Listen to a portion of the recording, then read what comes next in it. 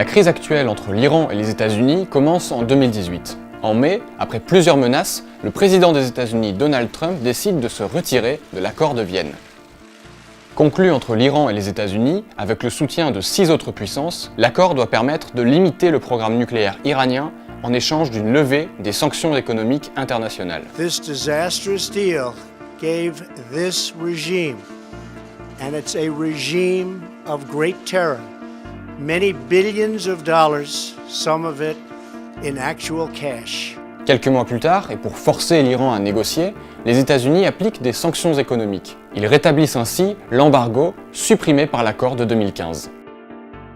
Plusieurs secteurs clés sont touchés, notamment le secteur financier ou le secteur bancaire, mais surtout le secteur pétrolier, l'une des principales ressources du pays.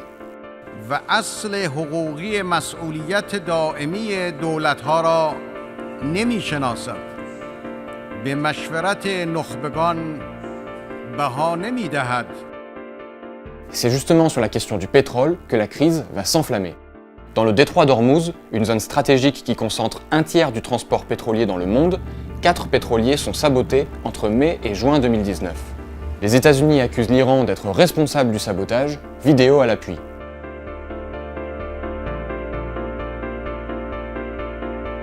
Il ne faut pas tomber dans la fébrilité, il ne faut pas tomber dans, si je puis dire, l'escalade. Le 20 juin, l'armée iranienne abat un drone américain. Iran made a big mistake. This drone was in international waters. Clearly, we have it all documented. Mr. President, how will you respond? You'll find out. Le soir même, le président Donald Trump annonce avoir annulé des frappes contre l'Iran à 10 minutes près. Les bombardiers étaient déjà en vol, ils auraient fait demi-tour sur ordre du président américain. Un mois plus tard, les Américains abattent à leur tour un drone iranien qui volait trop près d'un navire américain dans le détroit d'Ormuz. La crise se poursuit en septembre 2019. 2 infrastructures du secteur pétrolier sont bombardées en Arabie Saoudite, un allié des États-Unis. Donald Trump et plusieurs États européens accusent l'Iran.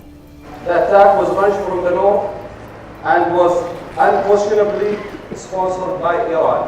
Un mois plus tard, le gouvernement iranien fait face à une importante hausse du prix du carburant. Des milliers de manifestants descendent dans les rues. Le leader du pays, l'ayatollah Khamenei, ordonne une répression qui fait plusieurs centaines de morts. L'Iran accuse les États-Unis de financer ces manifestations pour déstabiliser le gouvernement.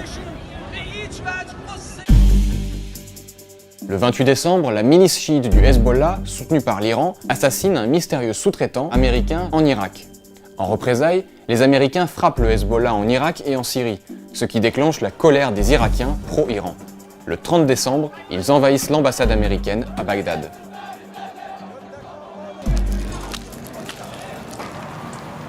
Dans la nuit du 1er au 2 janvier, Donald Trump ordonne l'assassinat par drone d'un des hommes forts du régime, le général Qassem Soleimani, chef de l'unité d'élite Al-Quds et de plusieurs réseaux de milices iraniennes au Moyen-Orient.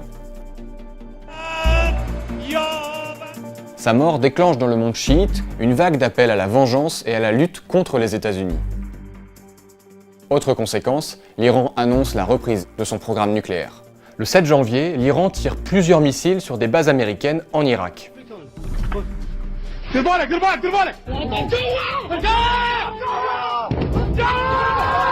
Une vengeance pour la mort du général Soleimani.